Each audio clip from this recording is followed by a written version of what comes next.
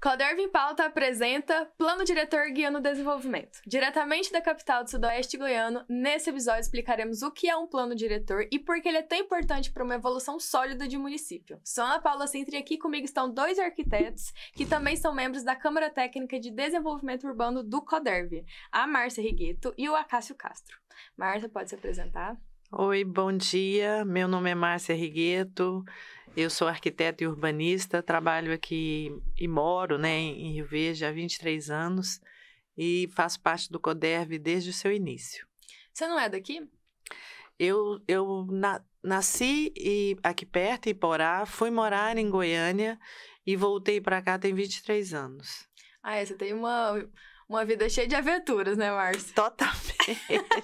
Mas isso fica para outro podcast, né? Tem que ser um específico para Márcia. A história da vida da Márcia é incrível. Muito bom. Muitas viagens, Rock in Rio, viagem de carona, voleibol, seleção goiana, muita coisa. Jockey Club, muita coisa.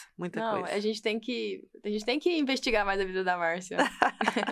A Cássio, pode se apresentar? Meu nome é Acácio Castro, Teles de Castro. Eu também sou arquiteto e urbanista, sempre ressalvo o urbanismo da titularidade, porque grande parte do pessoal esquece que a graduação em arquitetura também leva ao conhecimento da urbanicidade, desenvolvimento de cidades, planejamento e toda uma questão da evolução humana dentro de áreas urbanas. Sim, e aqui é o ponto principal, né? Sim, claro. Nesse episódio. Bom, então eu quero agradecer a presença de vocês aqui. Eu sei que o tempo é muito apertado, muito curto, e a gente já está envolvido em outro projeto dentro da Câmara Técnica, né? Então, muito obrigada pela disponibilidade, muito obrigada pelas contribuições de sempre. E também quero agradecer aos nossos patrocinadores, que vocês já sabem quem são. TRR PetroRio, mais do que lubrificantes e diesel, a PetroRio entrega qualidade, com sedes em Rio Verde, Portelândia e Caiapônia. Vocês podem entrar em contato com o José Carlos, com o Laerte, com o Marco, com a Ana Sintra, com o Charlie, a galera lá, tudo gente boa, vocês já conhecem eles. O Instagram é @TRRPetroRio. Pignat Marcas e Patentes. Há 17 anos registrando suas marcas, patentes, desenho industrial e direito autoral. O Instagram deles é @Pignat Marcas e Patentes. Temos também a ZapMed, plano de telemedicina. Mensal, sem carência, sem fidelidade, consulta ilimitada para pessoas físicas, família e empresa. Para você entrar em contato com eles, conhecer o trabalho, entra no site www.zapmed.com. E a empresa do Gustavo, que está fazendo um burburinho aí, que é a Hortex Data Eng, empresa de tecnologia para o agro de Rio Verde região, a única certificada por uma multinacional japonesa para soluções de conectividade de longo alcance com rede wireless de até 100 km de distância. Bom, tendo apresentado novamente e agradecido todos os nossos patrocinadores e os nossos convidados, vamos para as perguntas. Studio 9, roda a vinheta.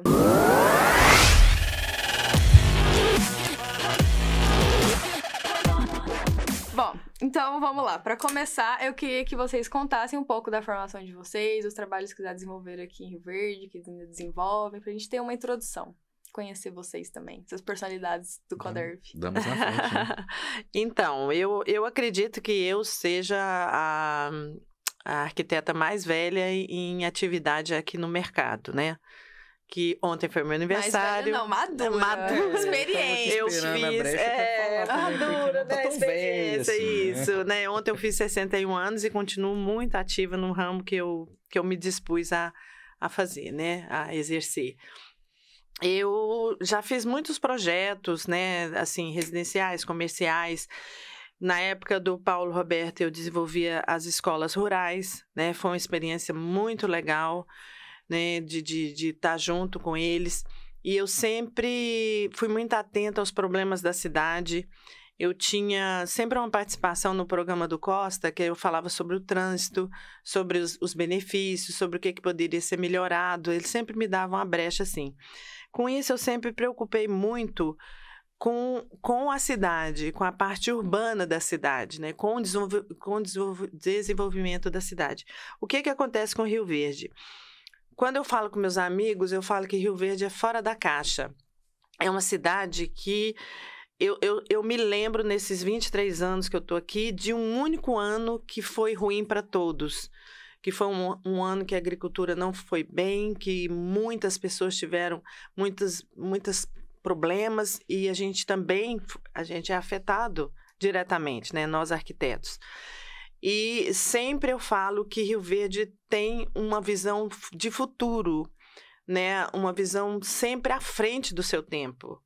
Quando eu participei da primeira etapa do plano diretor, acho que foi 12 anos atrás, né? Mais ou menos. Porque 10 anos a gente tem que fazer a revisão, mas já tem uns 12 a 13 anos que foi feito. Sim, 2007 ele foi entregue. Então, eu participei das primeiras reuniões.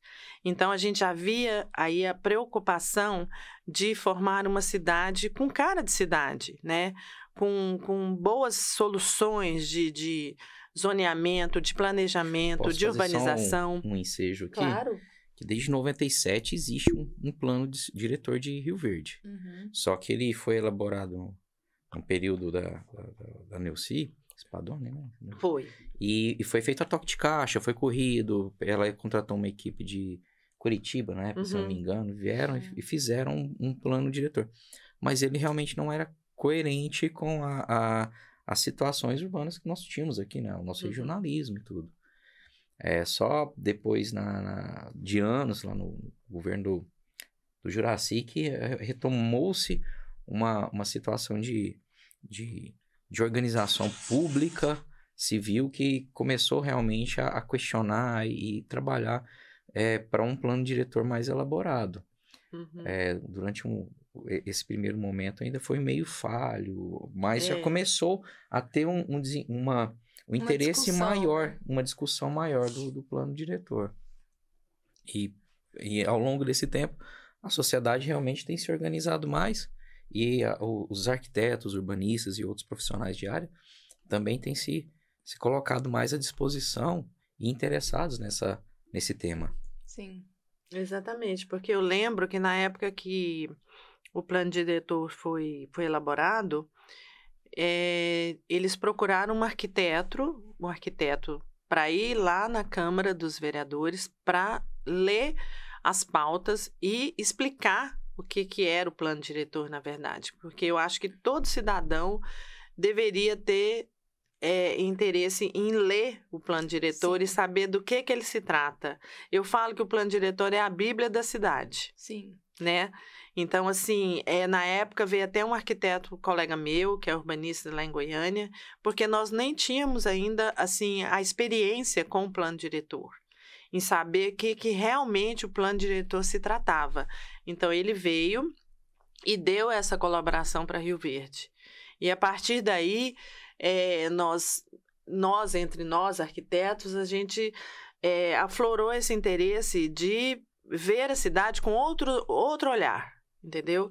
Então, a gente sempre está discutindo o que está acontecendo, por que está fazendo isso, por que não fez isso, e agora, recentemente, nós temos a nossa associação, e isso nos fortaleceu muito, porque a gente passa a participar mais da cidade.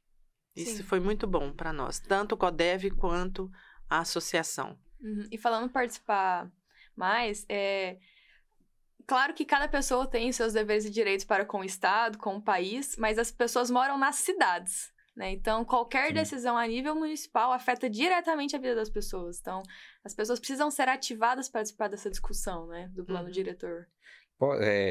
Se quiser, eu posso fazer um ensejo mais ou menos no histórico do que vem a ser o plano diretor, né? No caso. Não, já faz a sua apresentação, os trabalhos que você desenvolve aqui. E faz... A Cássio Castro, eu sou graduado pela Universidade de Uberaba, também já tem lá seus 20 e poucos anos.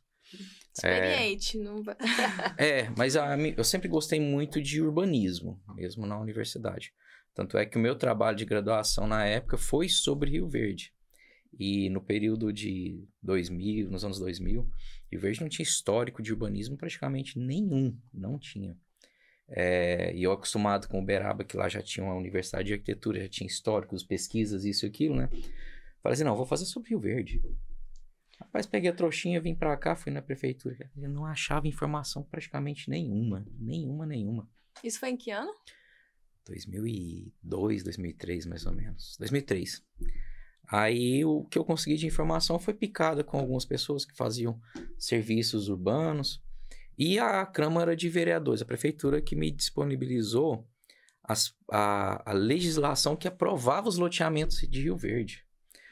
Só que essa legislação era junto de todas as outras aprovações de leis. Eram mais de 200 páginas de lei. Tive que esmiuçar uma por uma, pegar o mapa que tinha de Rio Verde na época e fazer todo aquele mapeamento de aprovações de leis de regionalização. E o que nós tínhamos era um histórico da história da cidade, não uma urbana, legal. Então a gente foi montando esse mapa de aprovações de loteamento e o histórico, montando tudo, deu certo, graças a Deus. Passei uma temporada fora ainda, voltei pra cá e quando eu voltei, a Márcia foi uma das primeiras pessoas que abriu a porta pra mim na época.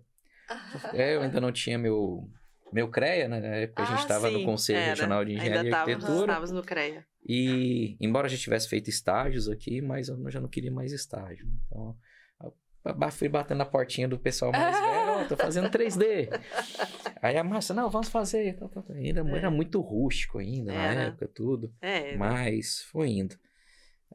Nesse meio tempo, quando você é recém-formado, você pega trabalho de tudo quanto é coisa que vier. Desde do pet shop, da casinha do Zé. Eu já fiz casinha de onça. Casinha de onça. Projeto de casinha de onça. Gente, não tem condição. Porque isso nos obriga a estudar as legislações locais. E todo projeto hoje você sabe que tem uma legislação. Você tem, não é só a da prefeitura, você tem do meio ambiente, você tem do corpo de bombeiros. Sim. Então a gente vigilância sanitária, dependendo do comércio. E a gente tem que ter uma noção de praticamente tudo isso para poder elaborar determinados projetos, né? Cada um com a sua legislação. Bom, então para as pessoas entenderem, né? Acho que a maioria das pessoas não sabe o que é um plano diretor. O que é um plano diretor? Tá, deixa eu pegar só um histórico aqui, que eu acho que vai ficar legal. Antigamente, as pessoas, quando tem uma área urbana aqui, e você tinha uma área limítrofe essa área urbana, e falava assim, eu vou vender os lotes aqui. Você pegava, ia lá, colocava uma plaquinha, vendia. Aí depois vinha o pessoal que comprou lá e reclamava com a prefeitura, que ali não tinha água, não tinha energia, não tinha saneamento nenhum. A prefeitura vinha e tinha que bancar esses custos. Entre outras coisas, né? Aí o pessoal invadia a área de preservação, não tinha uma legislação rigorosa. Então, em 1979, o governo fez a Lei 6766, que começou a regrar essas áreas urbanas que seriam destinadas a se tornarem urbanas, novos loteamentos. Então, a partir de uma área total ali, você poderia ter uma porcentagem de residências, de área urbana, de área residencial, de área de preservação e áreas institucionais. As áreas institucionais, elas são doadas ao poder público, prefeituras ou estado, para que possam ser instaladas escolas, creches, uma infraestrutura urbana. Isso começou a partir de cidades, a partir de 50 mil habitantes, se não me engano, ou cidades turísticas que tinham um movimento maior, né? E no caso que a Márcia até citou, que esse arquiteto que veio de Goiânia, porque até o governo do Paulo Roberto Cunha, o plano diretor não era muito bem seguido. Então, tinha muito aquela situação do amigo do fulano que chegava apenas com o projeto e era praticamente aprovado do jeito que estava. Tinha o coleguismo, né? E o Paulo Roberto Cunha, ele quis acabar com isso no final do mandato dele. Ele trouxe o Aimiri. O Aimiri, lembrei agora. Lá de Goiânia. E o Aimiri, ele tomou as dores. Ele ouviu coisa demais aqui do pessoal que batia na mesa. Eu quero, o projeto é assim, é assim. Não é assim. E isso foi muito bom para nós e para o município, porque realmente foi a partir daí que o município começou a seguir as regras estabelecidas no plano diretor, né? Eu costumo falar que o plano diretor é o que norteia o desenvolvimento de uma cidade. Sim. É ele que tem todas as regras, desde preservação, segurança, desenvolvimento de uma cidade. Ele tá tudo ali. O que você pode fazer, o que você não pode fazer. Por isso que eu falo, as pessoas deveriam ter esse conhecimento, o que é um plano diretor. E ele não é difícil de ser lido, não. Ele é fácil de ser entendido. Tá no site da prefeitura, é só você colocar lá plano diretor, já sai até no Google, plano diretor de Rio Verde. Claro que a gente ainda não sabe se ele foi, porque ele está passando por uma revisão. Sim. Tanto é que o CODEV participou dessa revisão. Essa por isso revisão que nós estamos ela é feita aqui. a cada 10 anos. A cada 10 anos. E com essa revisão, nós também fomos presenteados com uma pós-graduação em planejamento urbano e ambiental.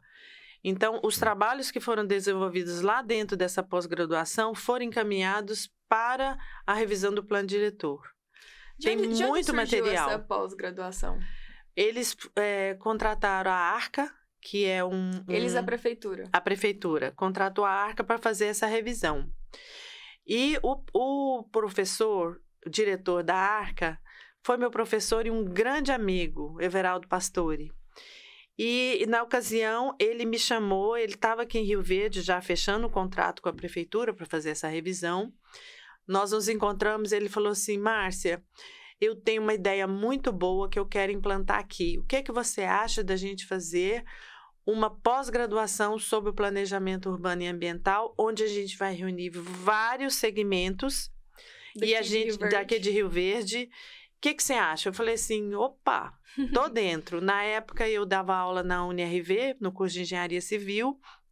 Foi nos presenteada 4 vagas, e eu fui uma das pessoas que fui presenteada com essa vaga. Aí participou o pessoal da parte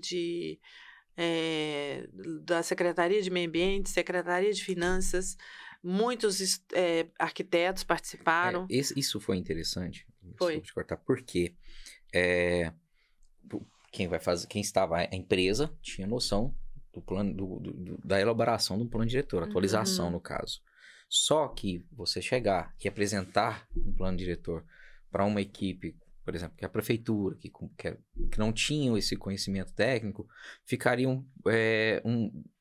o pessoal poderia ficar um pouco perdido. Então, por isso que teve esse interesse, essa intenção de se fazer essa curso de pós-graduação até para qualificar melhor os próprios analistas da prefeitura, o pessoal que já estava lidando diretamente com essa análise, com esse desenvolvimento. Foi o pessoal da AMT, foi do meio ambiente, foi da aprovação de projeto, foi da Secretaria de Finanças, bombeiros, advogados, né? Teve muita gente. Foi uma pós-graduação muito bacana, sabe? E orientou muita gente a saber realmente, que abriu assim nossa mente, o que é a dimensão de um plano diretor e de se ter um plano diretor bem feito e de seguir esse plano diretor, que é o mais importante, que é o mais difícil. Sim. Porque a gente vê, quando eu falo que Rio Verde é fora da caixa, porque a expansão urbana dela cresce de uma forma muito acelerada, e nós temos que tomar muito cuidado nessas áreas de preservação, nessa expansão urbana, porque não é só o fato de você falar, nós vamos lançar um bairro lá, outro lá. Não, tem toda uma infraestrutura. Vai ter segurança nesse bairro? Vai ter posto de saúde? Vai ter posto policial? E disponibilização de rede, de água, de esgoto, de energia. O transporte, como é que vai ser o acesso? Né? Você vê que o tanto que a gente observa, né, o tanto que foram mudados os acessos para os bairros além rodovia, eles tiveram que ser melhorados, porque a expansão urbana está muito forte para aqueles lados, você entendeu? Tem que ver a preservação, que é fundamental. Resíduo sólido, como é que a gente vai pegar esse resíduo sólido, para onde que vai? Nós estamos com um problema sério lá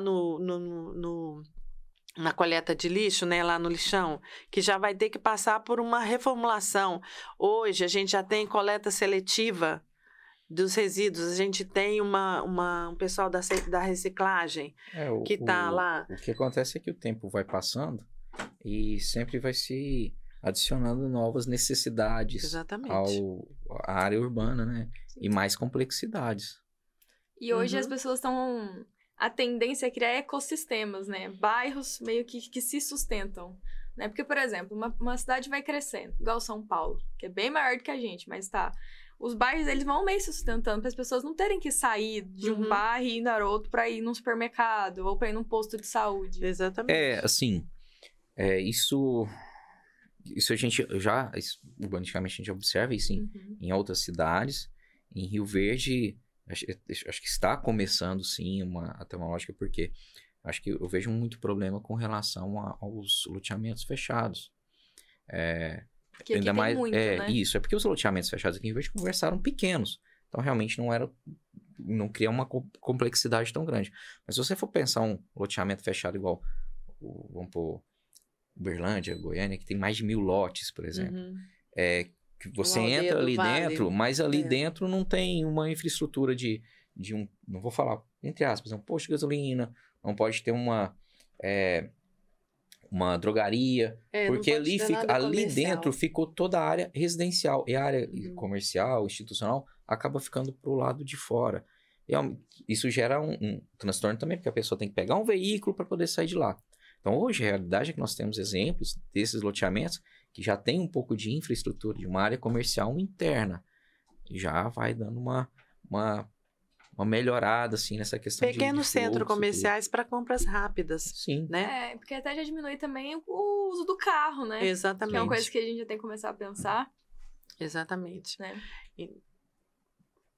Não, pode falar, pode perguntar. Tá. Não, eu tinha feito uma pesquisa aqui, na Constituição Federal e no Estatuto da Cidade, resumidamente, o plano diretor, aqui fala exatamente o que a Márcia disse, que ele dirige o desenvolvimento de uma cidade em seus aspectos econômicos, físicos e sociais. É o mecanismo legal que une os aspectos físicos e territoriais aos objetivos sociais, econômicos e ambientais. Então, é uma forma de a gente definir metas de como a gente quer que a cidade cresça e conseguir cumprir, né? Lembrando que a Lei 6766 é uma lei federal. Então, qualquer plano diretor que venha a ser elaborado em qualquer cidade do Brasil não pode ir contra o que já está estabelecido na lei federal. A lei federal. Ali é o carro-chefe. Então, se ali está descrito que uma área urbana pode ter no máximo, por exemplo, 60% de ocupação para residência, não pode ter mais que isso. Não pode. De forma alguma. Pode ter menos? Pode. Porque depende de inclinações, de interesses financeiros. Algumas situações você pode reduzir a quantidade de casas, de imóveis residenciais e aumentar a área de preservação, a área institucional. Vai variar um pouquinho. Ou mesmo quando você tem uma área muito grande, a pessoa vai fazer um plano de loteamentos a longo prazo e você consegue ir trabalhando isso de uma outra forma. Mas o preceito está ali e não pode ir contra a 6766. Sim. E eu acho que hoje também é muito importante que a gente utilize dados, né? A gestão de dados hoje é um ponto muito importante. Importantíssimo. Como é que eu ia fazer um plano diretor sem a gestão de dados? Exatamente. Né? Importantíssimo, sabe? E para ter essa gestão de dados, a gente tem que ter formas de captar os dados. De dados. E uma equipe para gerir os dados, né? Então, assim, realmente, a gente percebe que cada vez mais a prefeitura tem que estar muito técnica, muito qualificada, com muita gente ali atrás envolvida. Lá na nossa Câmara Técnica, que é a de Desenvolvimento Urbano, nós começamos um trabalho antes da pandemia, teve a pandemia, parou e a gente depois agora tem que fazer a retomada. O primeiro bairro que a gente foi na... Posso fazer só um ensejo aqui no caso? Pode. A Câmara, o CODER foi um dos primeiros trabalhos elaborados em parceria ou para a prefeitura, no caso, que a gente fez a doação, foi a atualização do Código de Obras. Código de Obras, do município. Isso foi a primeira ação que a gente fez. Revisão do Código de Obras. No caso, foram alguns profissionais que participaram e fizeram a entrega desse trabalho para a prefeitura. E depois disso, foi realmente elaborado a Câmara Técnica de Desenvolvimento Urbano. Isso. E fizemos vários trabalhos já, né? Calçadas, resíduos sólidos. Esses dois trabalhos, eles foram muito absorvidos, né? Foram absorvidos. Né? Pela prefeitura. A intenção é porque houveram eventos, né, que fizeram tanto para nível de conhecimento das entidades públicas, para conhecer esses trabalhos e assimilar também o que já estava sendo elaborado e posteriormente eles já foram agregando esse conhecimento nos seus próprios trabalhos. Porque eles têm que ver, o pessoal do poder público tem que ver o CODEV como um companheiro, como o pessoal de apoio mesmo, que a gente tem uma visão, como a gente não tem nenhum... que eu vou dizer, nenhum cunho político, então a gente vê a cidade como habitante dela e procurando sempre melhorar.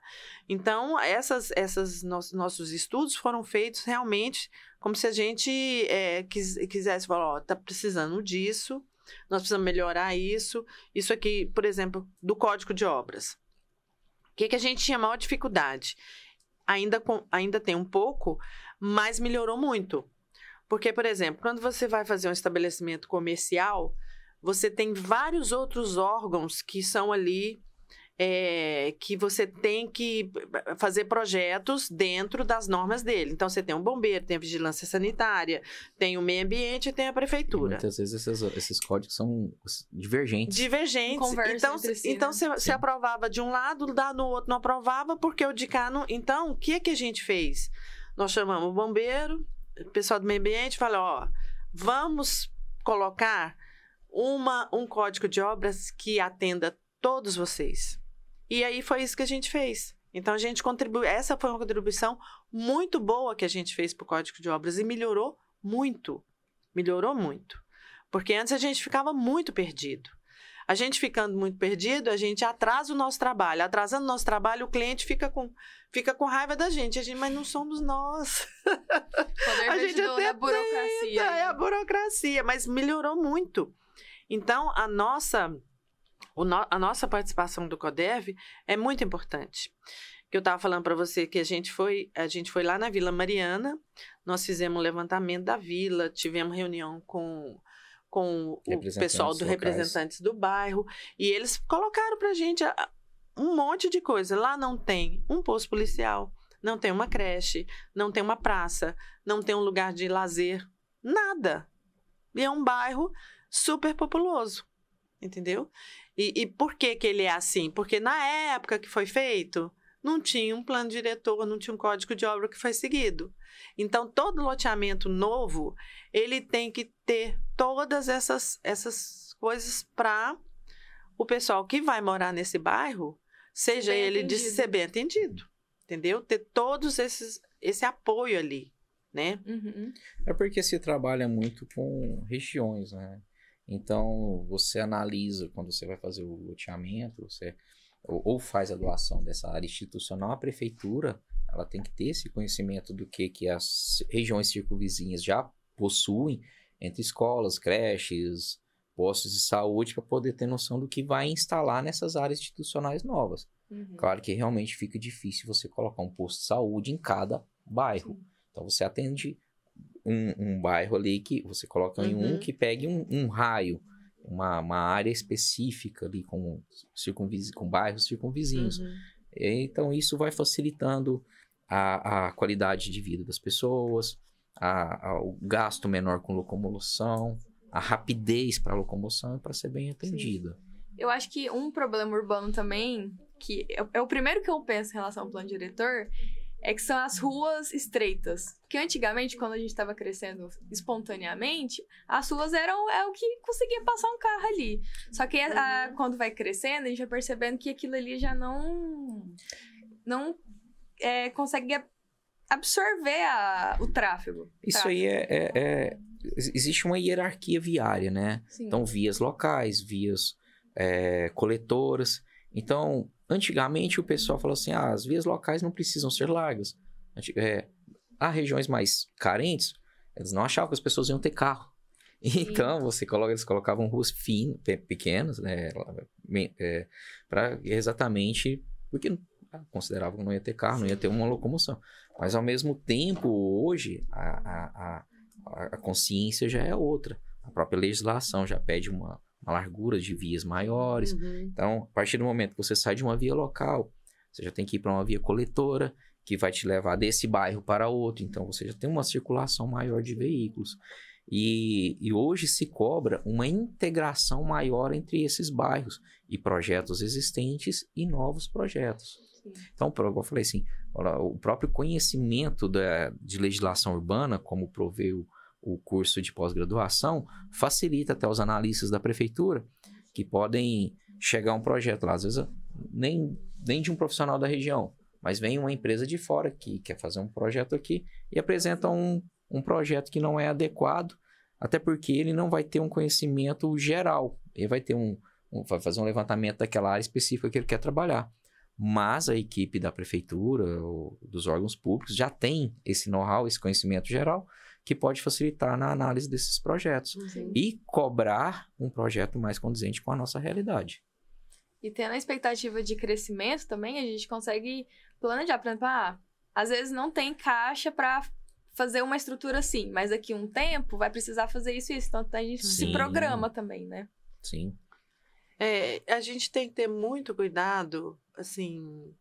Eu estava na casa da minha tia ontem, ali na Carolina, e vai construir um prédio de 33 andares na praça, né, num bairro extremamente urbanizado, assim, e extremamente residencial, ali é um bairro tranquilo. E as casas lá são antigas, né? São antigas, então foi derrubado quase metade do quarteirão lá para fazer esse prédio. Então, assim... em frente à praça da Vila Carolina. Eu vi ali, derrubou a casa do Lauro Martins. Derrubou a casa do Lauro Martins, derrubou o restaurante chinês, né? Aquela lá. Então, assim, Espero que tenha sido feito um estudo na vizinhança. Isso! Será que foi feito um estudo de vizinhança? Porque é o seguinte, quando a gente chega lá na prefeitura para aprovar um salão de festa, a gente não consegue aprovar. Um salão de festa de 300 metros quadrados, em determinada hora, a gente consegue, porque a gente tem que fazer um relatório de impacto de trânsito, um relatório de impacto de vizinhança, um relatório de impacto ambiental, e o nosso projeto não passa, porque, por exemplo, o relatório de impacto de vizinhança, você tem que fazer entrevista com 20 para frente, 20 para trás, 20... Quem é que vai? Eu falo, eu vou construir ali um salão de festa. Eu aposto para você, de 10 entrevistados, 9 não querem. Será que eles fizeram esse estudo de impacto de vizinhança para atender uma incorporação maior do que nós individuais? Então, eu questiono muito isso. Porque eu tenho certeza que se chegasse para todos os vizinhos ali e perguntasse, nós vamos construir um prédio de 33 metros, você quer? 33 andares, você quer aqui do seu lado? A piscina da minha tia já vai ficar na sombra do prédio. E vai rachar, provavelmente. E vai rachar. Então, assim, a lei tem que ser aplicada para todos, você entendeu? Então, a gente questiona muito isso. Ali, nós temos bairros aqui... Aí, no caso, entra muito o zoneamento, que está previsto no plano diretor. Exatamente. Então, cada região da cidade faz parte de um tipo de zoneamento. Zona residencial, tipo 1 ou tipo 2, zona comercial, zona industrial... E cada uma dessas tem uma legislação própria, né? Diga-se de passagem. Entre essas, tem a questão da altura de uma edificação. Exatamente. Então, poxa, se ali vai fazer um prédio de 33 andares, tá no plano tá no zoneamento. Está no zoneamento, isso. Foi aprovado isso? Temos certeza disso? Então, não temos certeza. Não temos certeza. Eu estou questionando, não, você pode questionar. Porque o edifício que já tem ali do lado, ele já é mais antigo, é da década de 80, 90, se não me engano. Agora, um edifício de 33 andares para aquela região, porque um edifício desses, ele gera transtornos, sim. Gera também. Resíduo, gera o trânsito, ali vai... Não, gera um monte de coisas que será que você foi estudado para ser colocado ali? Eu só penso na fundação desse edifício. Não, você tem questão de insolação, ventilação. Sim. Um edifício de 32 hectares, ele vai gerar uma sombra para as casas vizinhas ali, uma sombra para a própria praça que que tem uma vegetação. Você tem um fluxo maior de pessoas, 33 andares, não sei quantos apartamentos por andar, então vamos pôr 2 carros por apartamento... acontece um exemplo típico, igual está acontecendo no setor oeste, lá em Goiânia, no setor Pedro Ludovico, naqueles bairros lá onde as ruas são estreitas e tem prédio para todos os lados. aquilo lá é um caos, né? A gente vê nitidamente o que pode acontecer. E Goiânia também teve um embate forte em relação ao plano diretor agora, né? Ah, o último. Teve. Ah, não, ali já tem uns 10, 15 anos também que já tá pegando, tá tendo um certo embate, porque muitas construtoras colocaram representantes delas nas câmaras de análise do plano diretor, né? Uhum. E os representantes, lógico, eles vão puxar pro lado das construtoras.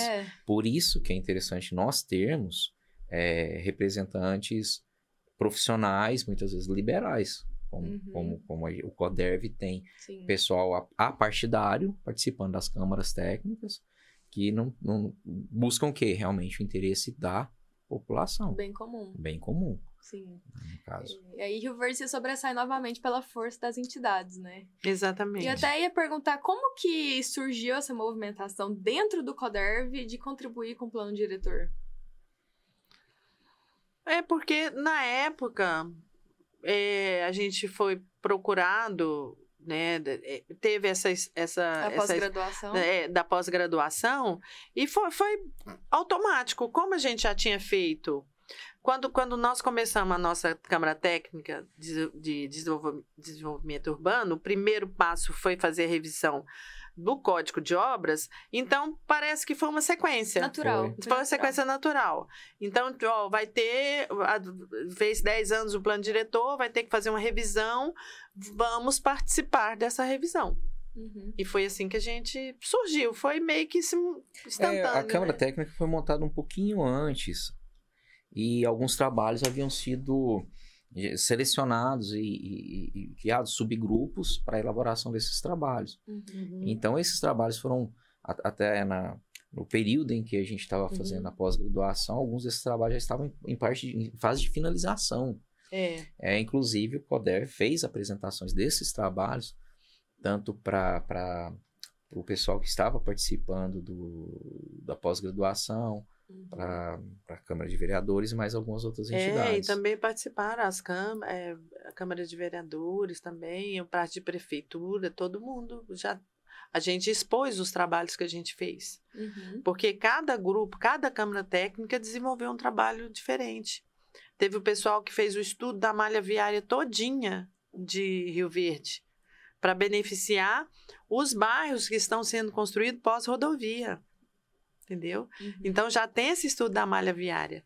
Tem a turma do Klenner que fez a parte do estudo de resíduo sólido.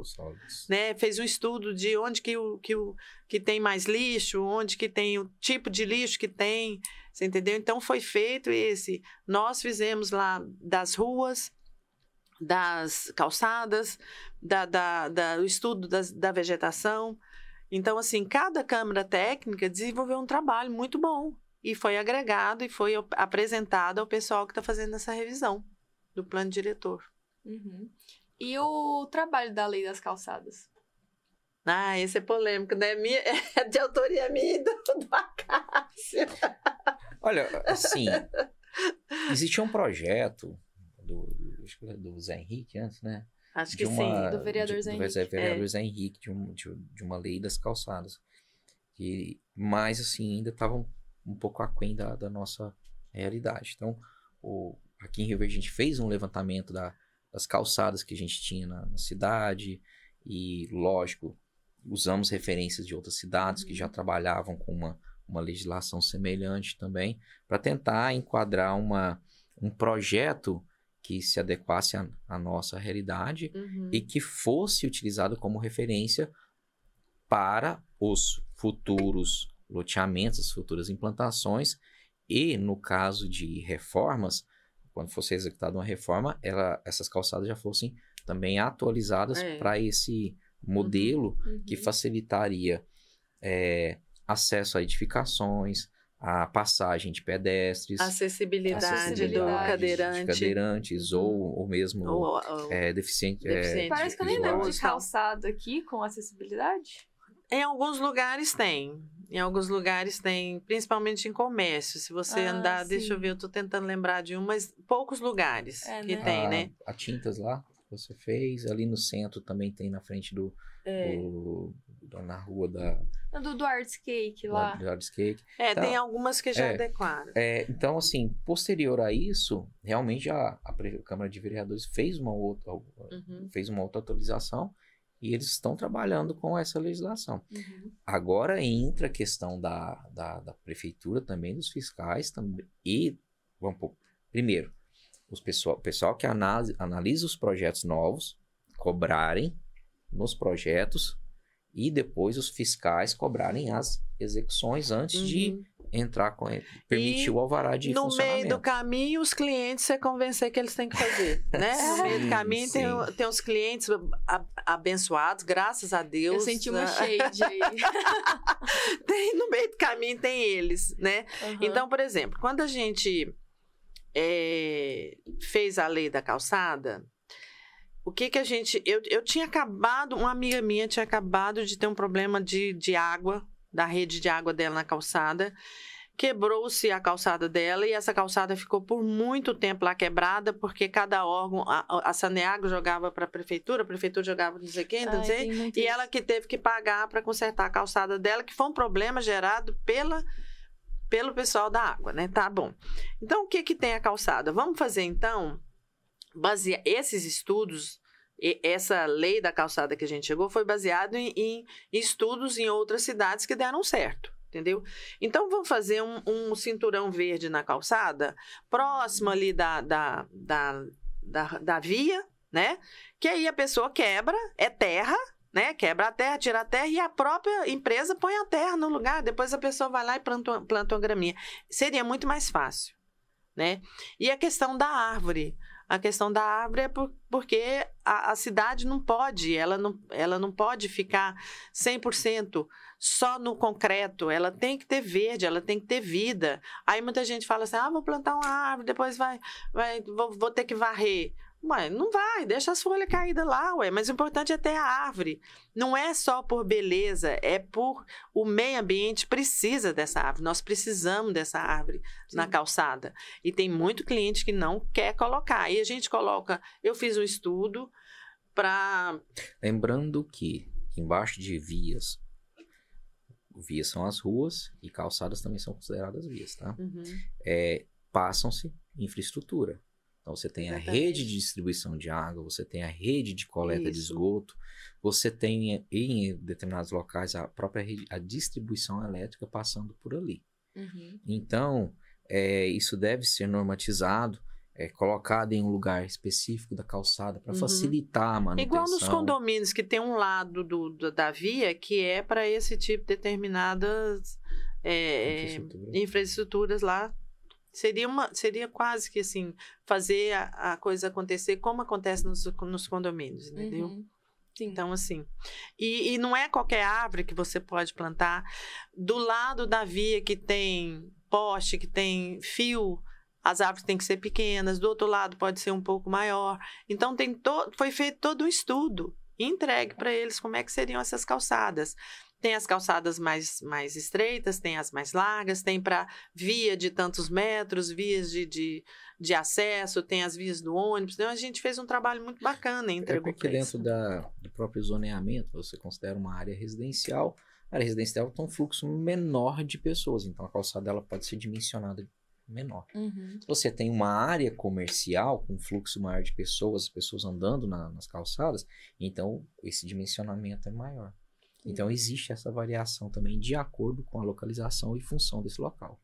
Cabe uma historinha rapidinha? Cabe. Então, a gente estava lá na nossa pós-graduação, né, de urbanismo, e nós tivemos uma aula com o seu Otair Salles, que é a maior sumidade do Cerrado, que ele sabe tudo delícia. Do Cerrado. Que aula bacana, né? Que aula bacana.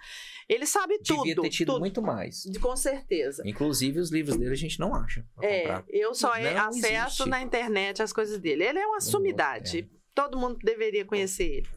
Aí, numa das aulas, ele falou que a gente precisa preservar o cerrado, porque são as árvores do cerrado, são as raízes das árvores do cerrado que alimentam o lençol freático. Então, a gente, quando aí fez aquele setor campestre lá, derrubou as árvores do cerrado tudo. Eu falei, gente, por que não deixou pelo menos um pouquinho? Não teve um estudo, sabe? Numa pracinha para deixar as árvores e tal. Tudo bem, já aconteceu, aconteceu. E na mesma semana que eu tive essa aula, eu fui chamada para uma cliente para ver uma área de lazer. Cheguei na casa da cliente, ela falou, aqui eu quero a sala, aqui aqui a gente vai fazer uma área de lazer aqui e eu vou derrubar esse pé de piqui. Eu falei assim, oi? Não. Você não vai derrubar o pé de piqui de jeito nenhum. Você não sabe que a árvore do cerrado é que a raiz dela alimenta o lençol freático. Nós vamos ficar sem água. E falei. A mulher até ontem não tinha me procurado de volta para fazer a área de lazer dela. Que eu falei assim, a bicha é doida, né? Vai querer, não quer arrancar meu pé de piqui. Deu uma aula para mim e eu não arranquei o pé de piqui e não peguei o projeto também. Que eu já queria fazer a área de lazer envolvendo o pé de piqui e parará. E a mulher nem me procurou nunca mais. Uma luz em cima do pé de piqui. Exatamente. Exatamente. E aí nunca mais a mulher me procurou. Falou, não, ela não quer arrancar meu pé de piqui, eu não vou mais contratar assim, ela. Até esse comentário seu foi bem cabível, porque nós temos problemas a partir do momento que a cidade vai sendo urbanizada, uma área vai sendo urbanizada. Então, você estabelece, por exemplo, que dentro de uma área, de uma casa, de um lote, ali existe uma regra de 20% de área verde. Uhum. Por que isso? Porque a água chove, cai no telhado, e do telhado ela deveria ser infiltrada no solo naquela região. Uhum. Se você impermeabiliza todo o solo, essa água vai para a rua. Uhum. Vai para a rua, agora você pega todo um bairro com a água indo para a rua. É onde você vai criando as inundações. Fica só nisso? Cara, não fica. Você puxa pela cabeça e pela memória das pessoas que ali na região do Espelho d'Água era uma área, ela é uma área alagadiça, ela era brejo. Toda essa baixada ali do campestre, o leito do rio ali, o fundo de vale do córrego, a abóbora do córrego do Sapo, era uma área alagadiça, era um brejo. O Espelho d'Água não foi feito por acaso, porque ele tá bombeando a água lá debaixo dos prédios e jogando lá no Espelho d'Água. Se você vê, tem a água sendo bombeada todos os dias embaixo daqueles prédios. Então, ali poderia ser construído lá? Então, ali foi uma área que era alagadiça e urbanizou-se, tá bonito, tá legal. Hoje criou-se um fluxo de veículos interessante ali. Ficou até criou-se um problema de fluxo de veículos na cidade. Ok, beleza. Vamos ver agora como vai ser essa questão nas próximas enchentes.